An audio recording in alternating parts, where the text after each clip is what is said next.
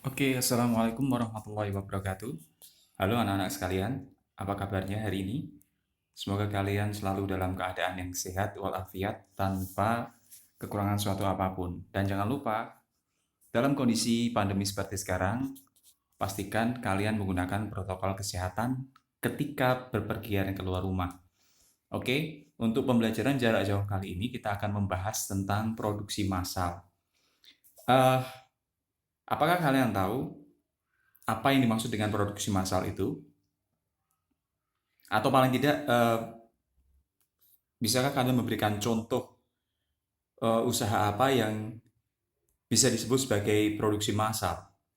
Kalau kalian tinggal di Kabupaten Kudus, pastinya banyak sekali perusahaan-perusahaan yang sudah memproduksi produknya dalam jumlah yang masif, dalam jumlah yang banyak.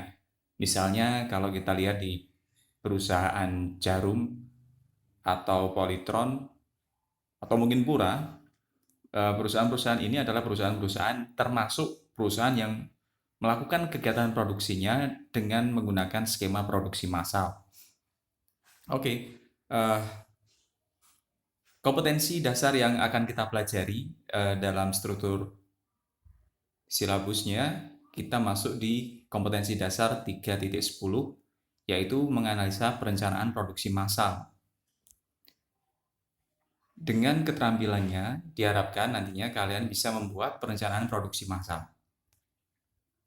Nah, mengapa kita perlu melakukan perencanaan produksi massal? Karena dalam kegiatan produksi massal, kita harus paham dulu apakah produk ini layak diproduksikan massal ataukah tidak. Jadi tidak bisa semua produk kita produksikan secara mass pro atau produksi massal. Eh, Seperti misal, kalau produk craft atau kerajinan, ini kita nggak bisa membuat secara massal. Karena kebanyakan produk kerajinan itu adalah produk yang menurut pesanan. Jadi menurut selera konsumen per konsumen yang berbeda. Jadi salah satu indikator kenapa produk harus diproduksikan massal adalah selera masyarakat itu sama, dalam artian banyak orang yang menggunakan produk tersebut dalam jumlah yang besar. Contoh yang paling sederhana adalah setiap orang membutuhkan tahu sama tempe. Nah, bisa dibilang tahu tempe adalah salah satu bentuk produk yang diproduksi secara massal. Oke, menurut pengertiannya, perencanaan produksi adalah proses untuk merencanakan dan mengalirkan aliran material yang masuk, kemudian diproduksi dan kemudian keluar dalam sebuah sistem sehingga permintaan pasar dapat terpenuhi. Nah, di sini poinnya, dengan jumlah yang tepat, waktu penyerahan yang tepat, dan biaya produksi yang minimum. Nah, poinnya di situ. Kenapa harus produksi massal? Ya karena jumlahnya harus dalam jumlah besar, karena konsumen yang membutuhkan banyak. Kemudian waktu penyerahannya tepat. Kita nggak mungkin bisa menunda kebutuhan akan tahu sama tempe, karena semua orang butuh itu. Baik warung maupun rumah tangga. Banyak orang yang membutuhkan. Kemudian biaya produksi yang minimum. Jika kita membuat dalam jumlah banyak, pastinya akan menekan biaya produksi, terutamanya ada di bahan baku. Nah, tujuan dari perencanaan produksi adalah yang pertama meminimalkan biaya dan memaksimalkan keuntungan. Ini otomatis. Ketika biaya kita bisa kita tekan, pasti keuntungan bisa meningkat. Kemudian yang kedua adalah memaksimalkan kepuasan pelanggan terhadap produk kita. Yang ketiga, meminimalkan adanya perubahan tenaga kerja. Di sini mungkin dimaksudkan kita bisa menekan jumlah karyawan yang harus kita rekrut. Jadi dengan jumlah karyawan yang sedikit bisa tetap produksi bisa berjalan dan optimal gitu. Yang keempat adalah memaksimalkan perlengkapan dan investasi dari pabrik. Oke, sebelum kita lanjutkan, Bapak akan menunjukkan salah satu contoh dari kegiatan produksi massal. Nah, ini adalah kegiatan produksi massal di perusahaan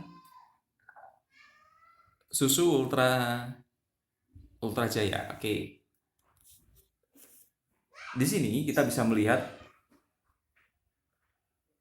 jumlah dari karyawan di pabrik ini dengan kapasitas produksi yang sangat besar itu tidak banyak, bahkan menggunakan peralatan yang canggih seperti robotik seperti ini.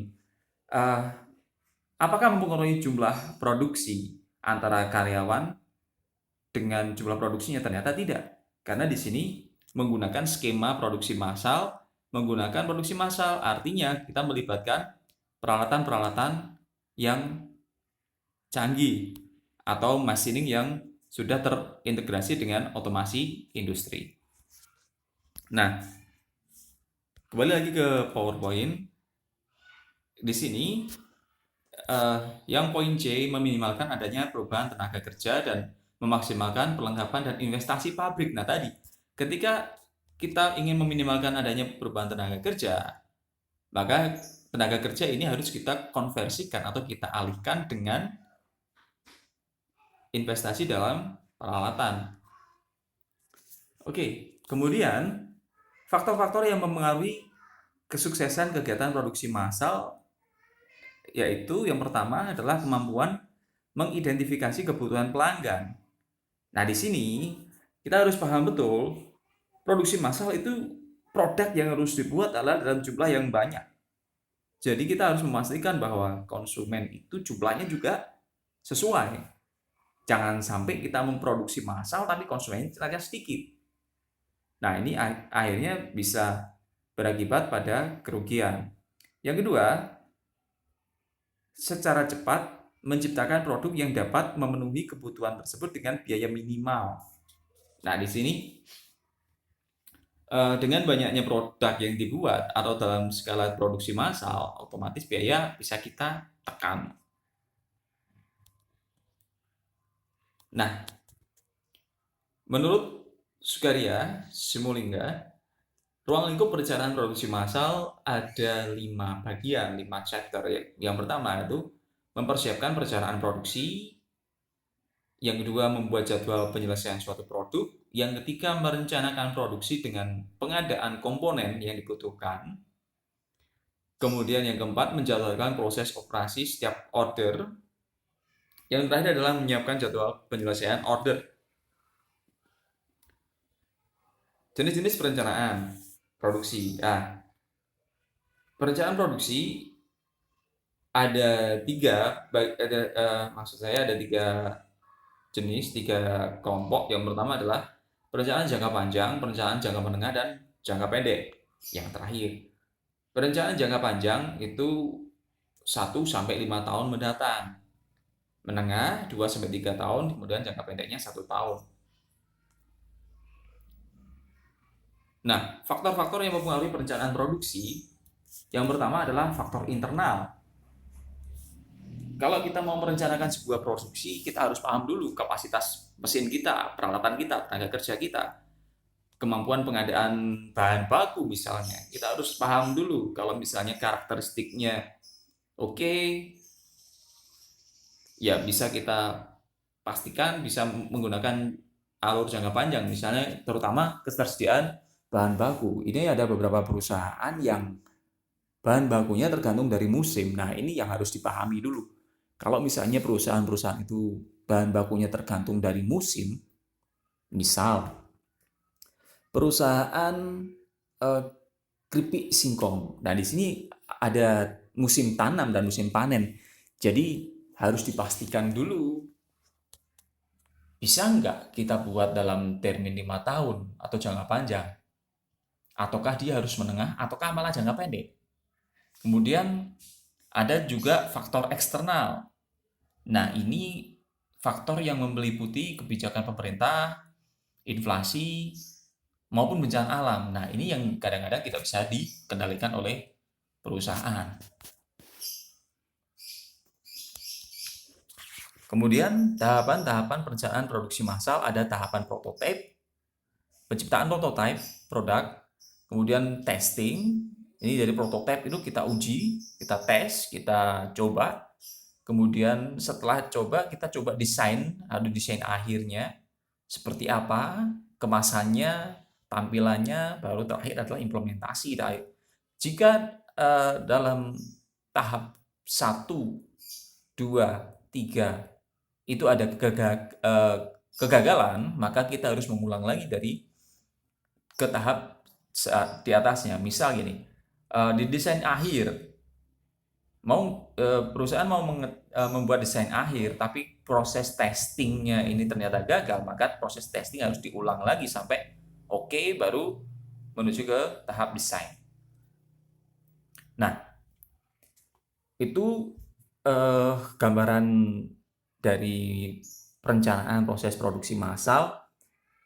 Semoga anak-anak sekalian bisa memahami penjabaran yang sudah Bapak berikan. Kalau misalnya ada pertanyaan, silahkan tinggalkan di kolom komentar ya. Selamat belajar dari rumah jarak jauh dan pastikan kalian tetap sehat. Wassalamualaikum warahmatullahi wabarakatuh.